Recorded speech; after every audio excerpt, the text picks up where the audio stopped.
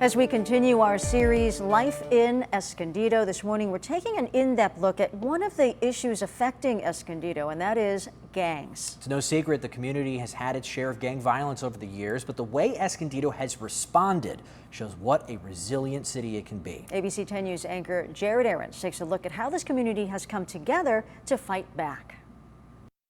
Come right around him. Give him a move. Double move. There you go. Al Owens feels right at home on a basketball court. Good job. Good job. The retired police officer spends most of his free time coaching. When he's not teaching kids jump shots, he's giving them life lessons to stay on the right path. The thing to keep the kids busy, because if you don't keep them occupied, then somebody else will occupy their time. Owens runs PAL, the Police Athletic League, one of Escondido's top organizations to fight a gang problem that's been part of the city for decades. Officers volunteer, coaching a variety of sports and giving kids experiences they otherwise wouldn't have. It's getting them early, and it's getting them often, and it's having them involved with positive influences and mentorship. Interim Police Chief David Kramer says programs like this work. He notes gang activity in the city has decreased over the last 5 years.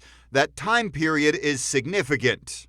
It's lonely. I miss her laugh. I miss her spirit. 5 years ago, Escondido dealt with one of the most high-profile gang shootings in its recent history, when Catherine Kennedy was killed in the crossfire of a turf war on her way home from church. City leaders say that moment galvanized the community. But I can't help but feel that it kind of redoubled their efforts. I was on this street in 2017 covering that murder. You could sense even then a change in resolve. In the years since, the city's received a $1 million gang prevention grant from the Department of Justice. That money has paid for more officers on the gang unit and more programs throughout Escondido to help kids.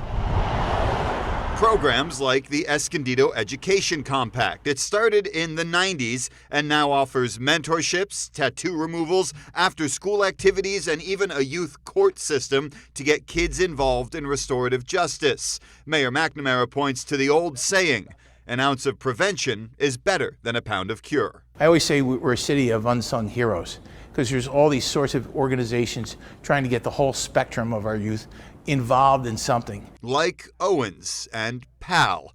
When he took over in 2008, there were only 37 kids in the program. Now they help more than 500 every year. There are now more kids in PAL than gang members in Escondido. It's proof these programs work. When you create a bond with those kids, that makes all the difference in the world. We know we saved lives. There's no doubt about it. Jared Aarons, ABC 10 News.